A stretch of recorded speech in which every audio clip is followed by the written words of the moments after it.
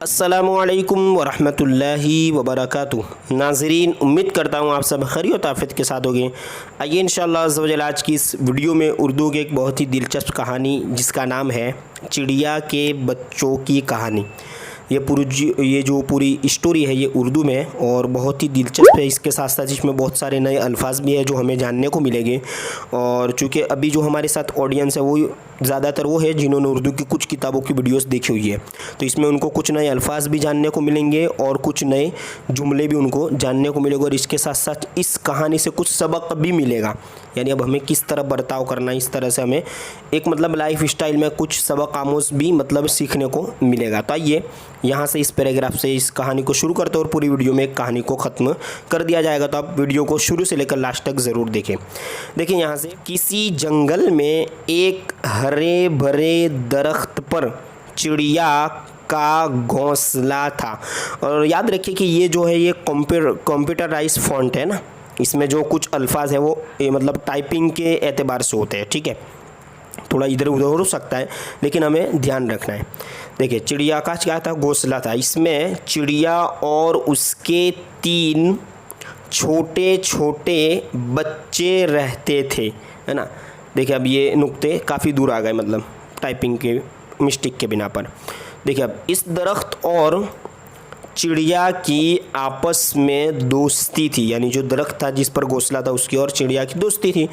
और जब चिड़िया अपने बच्चों के लिए दाना दनका इकट्ठा करने निकलती, दाना दनका तो ये फ़ारसी लफ्ज़ है, इसको मिलाकर इस्तेमाल किया जाता है दाना ये लफ्ज़ के साथ, यानी छोटे बड़े सब दाने, है ना। इकट्ठा करने निकलती तो दरख्त बच्चों की देखभाल करता था, यानी जो दरख्त था वो इनकी देखभाल देखता था। एक दिन मौसम, ठीक है, देखिए भी आगे है। एक दिन मौसम बहुत खुशगवार था। हवा के हल्के हल्के झोंकों से दरख्त की टहनियाँ लहरा रही थी, जो दरख्त की टहनियाँ थी वो लहरा रही थी, हवा से, जाहिर सी बात है। सूरज की किरणें मशरिक़ से उभरती थी और दुनिया की हर चीज़ में ज़िंदगी के आसार नुमायाँ होना शुरू हो रहे थे, यानी बहुत ही एक अच्छा मौसम था।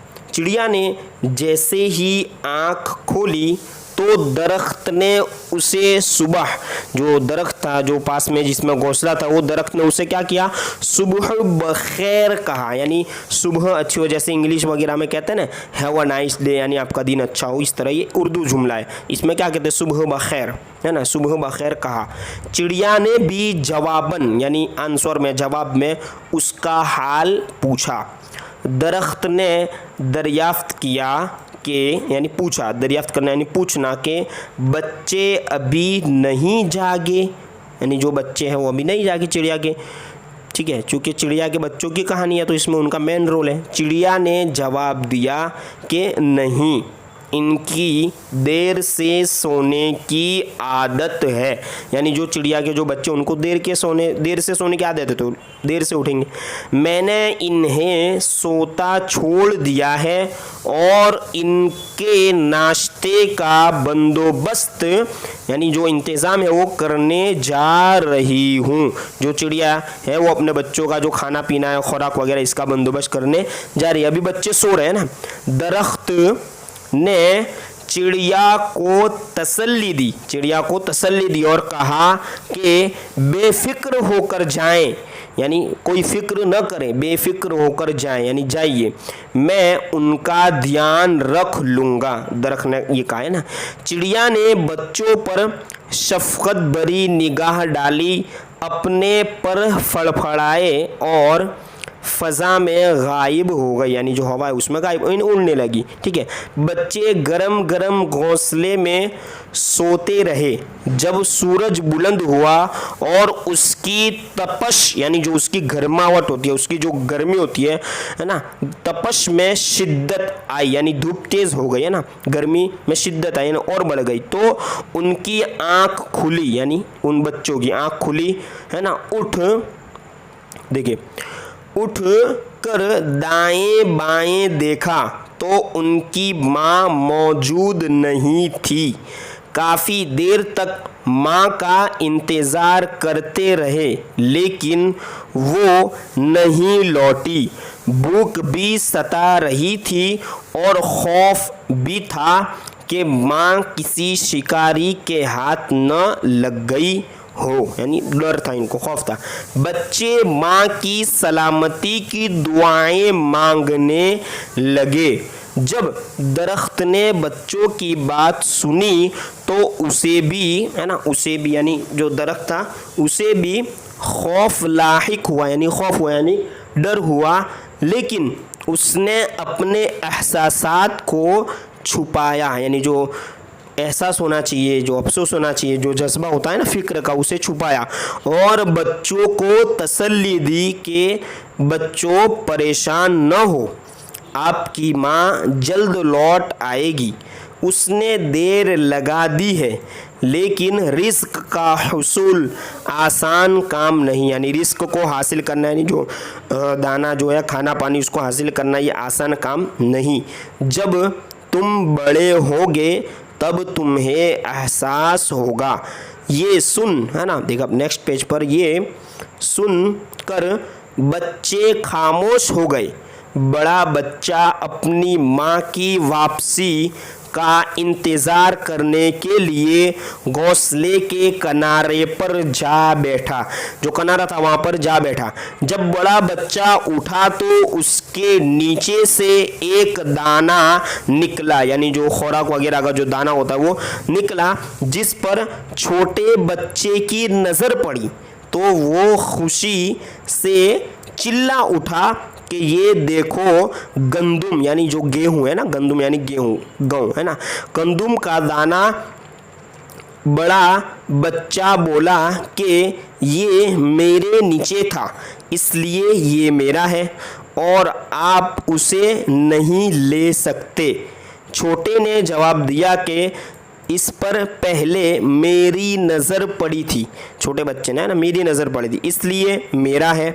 दोनों बच्चे आपस में झगड़ने लगे और मंझला, यानी ये जो मंझला का माना क्या होता है कि जो बीच वाला हो, जो दरमियानी भाई, यानी बड़े और छोटे के बीच वाला भाई, मंझला बैठ कर तमाशा देखने लगा। ठीक है, दरख्त ने जब बच्चों को झगड़ते देखा तो सुलह करवाने की, है ना, भरपूर कोशिश की, यानी तैयारी कोशिश की, लेकिन देखिए लेकिन कोई फ़ायदा न हुआ और बच्चे झगड़ते रहे। दरख्त ने मंझले से कहा, जो बीच वाला भाई था उससे कहा, अपने भाइयों को समझाओ और झगड़ा ख़त्म करवाओ।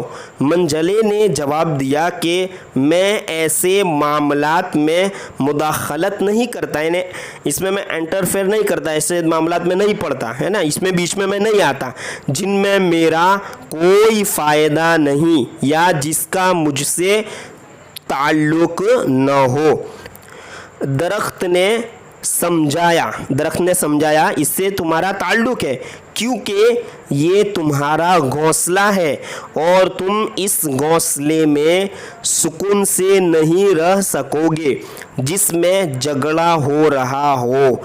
ये तुम्हारा अपना घर है और इसकी हिफाजत की, है ना, जिम्मेदारी तुम सब पर है।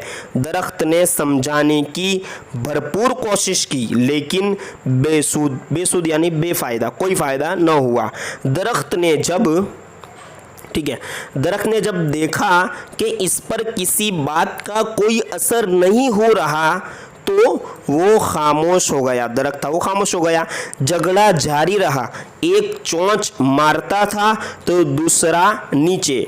ठीक है, जब दोनों थक गए तो छोटे बच्चे ने एक सख्त तिनका उठाकर, तिनका है ना, जो तिनका आता है वो उठाकर बड़े को मारना चाहे, लेकिन वो बड़े को मारना चाह ही रहा था, यानी मारना चाहे लेकिन वो पहलू बदल गया, यानी हट गया और तिनका झाकर मंझले की आँख में लगा, यानी जो दरमियानी भाई था उसके आँख में लगा, जो बिल्कुल बेफिक्र होकर बैठा हुआ था, जो यूँ कह रहा था कि मेरा इनसे कोई ताल्लुक़ नहीं है। मंजला दर्द से चिल्लाने लगा। अब छोटा बच्चा आया और मंजले को चुप कराने लगा। बड़ा आया और उसकी आंख मसलने लगा। जब दर्द कुछ कम हुआ तो मंजले को दरख्त की वो बात याद आई जो दरख्त ने थोड़ी देर पहले कही थी। क्या कही थी? आपने भी पढ़ा होगा स्टार्टिंग में ना, कि तुम ऐसे घर में सुकून से नहीं रह सकते जिसमें झगड़ा और फसाद हो, यानी लड़ाई हो। ठीक है, फिर देखिए, फिर मंजले ने दोनों में सुलह करवाई। छोटे ने बड़े से माफ़ी मांगी और बड़े ने उसे माफ़ कर दिया और वो हंसी खुशी खेलने लगा। दरमियाने ने कहा, यानी जो मंजला, तो उसने कहा कि वो दाना लाए जिस पर आप लोग झगड़ रहे थे, मैं उसे आपके दरमियान आधा आधा तकसीम कर देता हूँ, यानी बांट देता हूँ। दाना तलाश किया तो, है ना, दाना तलाश किया तो नहीं मिल सका, यानी न मिला। छोटे ने कहा शायद वो घोंसले से नीचे गिर गया है। इस पर तीनों अफसुर्दा हो गए, यानी अफसोस करने लगे, गमगीन हो गए, अफसुर्दा, है ना। दरख्त ने उन्हें समझाया कि दाने के गुम होने पर अफसुर्दा न हो। बच्चों ने कहा कि हमारा दाना, है ना, खो गया है और आप कहते हैं न कि अफसोस न करें, आप कहते हैं कि अफसोस न करें। दरख्त ने इन्हें समझाया। क्या समझाया? देखिए, अब आगे पेज वाले पे पढ़ते हैं कि दरख्त ने क्या कहा कि जो मोहब्बत और प्यार तुम्हारे दरमियान लौट आया है वो इस दाने से ज़्यादा कीमती है। बच्चों को दरख्त की ये बात समझ आ गई। दरख्त ने इन्हें कहा कि अब तुम्हारी माँ के आने का वक्त तो होने वाला है ना, घोंसले को दुरुस्त कर लो। तुम्हारे वालिद ने, है ना, बड़ी मेहनत से इसको बनाया था और तुम आपस के इख्तिलाफ की, यानी लड़ाई की वजह से उसे बर्बाद कर रहे हो।